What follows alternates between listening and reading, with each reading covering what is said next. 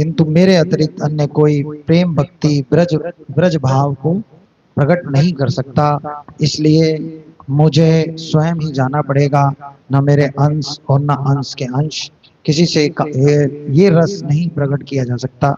इसलिए भगवान स्वयं कलयुग में अवतरित हुए। अपने अवतरण के बाद, कृष्ण अवतार के बाद, अपनी ही भक्ति को जन जन में देने के लिए, बांटने के लिए। तो उसके आगे एक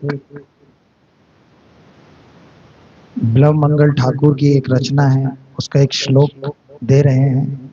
संतवावतार बहव पंकज नभस्य सर्वतो भद्र कृष्ण दान्य को वा लतस्वपी प्रेम दो भवती। बिल्व मंगल जी ने अपना एक श्लोक लिखा है। हो सकता है कि भगवान के सर्व कल्याणकारी अनेक अवतार हों, किंतु श्री कृष्ण के अतिरिक्त ऐसा कौन है जो शरणागतों को भगवत प्रेम प्रदान करे। भगवान का प्रेम रस, जो भक्ति रस प्रेम रस है, वो श्री कृष्ण ही प्रदान कर सकते हैं। इसलिए भगवान श्री कृष्ण प्रकट होते हैं।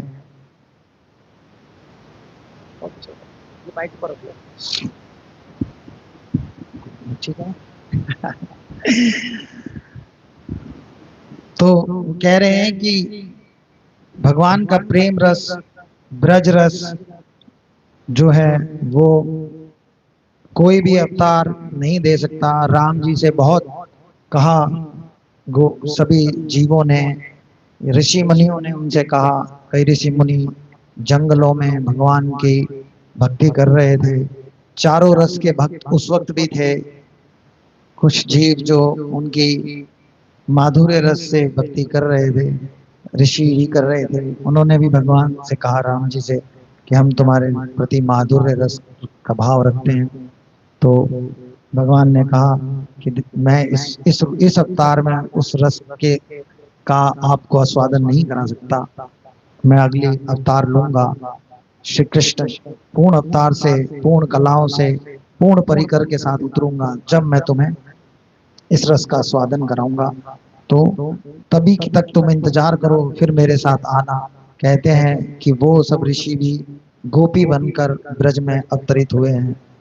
और राम अवतार के समय पर जनकपुर की बहुत सारी ऐसी स्त्रियां थी, सखियां थी, सीता जी के सेम एज की बहुत सारी उनकी वहां पे सखियां थी, स्त्रियां थी। और भी स्त्रियां थी जो भगवान के प्रति आकृष्ट हुई। उनको भी भगवान ने यही कहा कि इस अवतार में तो मैं मर्यादा पुरुषोत्तम हूँ, अगले अवतार में मैं आऊंगा, फिर तुम सबको। वो सब भी गोपी बन के आई हैं। गर्ग जी महाराज की एक कृति है, गर्ग संहिता। उस गर्ग संहिता में इन सब के विषय में बहुत विस्तार से वर्णन है कि कैसे कैसे कौन कौन गोपियां माधुर्य भाव के साथ प्रकट हुई हैं। क्योंकि वो सब गोपियां अलग कई कई कल्पों से, कई कई जन्मों से भगवान की आराधना कर रही थी। अब उन सबके रस को पूर्ण करने के लिए, उन्हें रस का स्वादन करने के लिए भगवान अपने मूल परिकर के साथ उतरे, ब्रज के परिकर के साथ उतरे। और उन्होंने उन्हीं ब्रज के परिकरों का अनुगमन किया, और वो लोग भी ब्रज भाव को पा सके। जो उस वक्त ऋषि मुनि थे या जो और भी थे, वो लोग भगवान के इतने करीब सीधे नहीं जा सकते थे जीव, लेकिन उन्होंने भी उनका ही अनुगमन किया जो उनके सिद्ध परिकर उतरा था, और वो भगवान के प्रेम रस को पा गए। उनकी संगति से उनको वो प्रेम रस प्राप्त हुआ। तो कहते हैं कि भगवान का जो प्रेम रस है, जो अत्यंत दुर्लभ है, जो सब जीवों को नहीं प्राप्त हो सकता, उस प्रेम रस को प्रदान करने के लिए भगवान स्वयं पृथ्वी पर आते हैं। और फिर उसके बाद उसी प्रेम रस को प्रकट करने के लिए, उसी प्रेम रस को जीने के लिए राधा रानी के हृदय के साथ फिर एक और अवतार भगवान धारण करते हैं, जैसे चैतन्य महाप्रभु के रूप में। और फिर उस अवतार में लीलाएं करते हैं अपने परिकरों के साथ, प्रेम की, रस की, भक्ति की। और हम सबके लिए नाम संकीर्तन यज्ञ का उद्घोष करते हैं, राम संकीर्तन यज्ञ को प्रकट करते हैं।